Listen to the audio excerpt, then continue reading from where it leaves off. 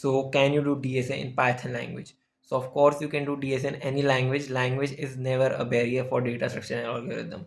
All the major tech companies, if you see Microsoft, Flipkart or Amazon, they in those companies you can do the DSA around in any of the language. It's not a barrier. But what I've seen in like many students in my college, they have this misconception that Python is not a preferred language. So this is totally wrong. You can see so many interviews in YouTube, and those people would say that they did most of the DS in Python. They learned their DS in Python. So it's not like that. And one of the other advantage you get by doing DS in Python is that Python is a way simpler language. It is way more readable. So it will require lesser effort as compared to if you do data structures in C++ or Java. Because if you see the syntax of Python, it's so much simpler. I also started doing, firstly, I used to do it in C++, but then I realized that Python is much more easier and I can learn it and solve question in less time. So then why shouldn't you take advantage of the fact when the companies themselves allow that you can do DSA in any language?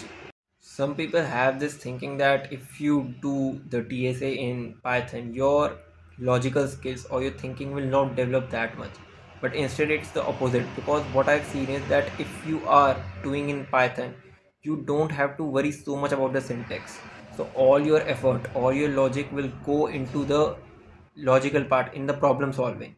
You won't have to worry that much about the syntax. You won't just keep seeing for your semicolon or those things. So your brain instead, your logical mind, instead of checking for the syntax error, will devote much time to the logical aspects of the problem.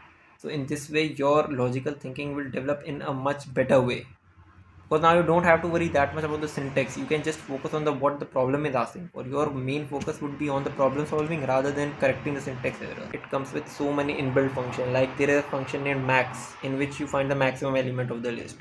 If you are using C++, there are no direct implementation and it would be pretty difficult and time consuming for you to do that thing. There are other functions as well. There are so many functions like dot sort and length function.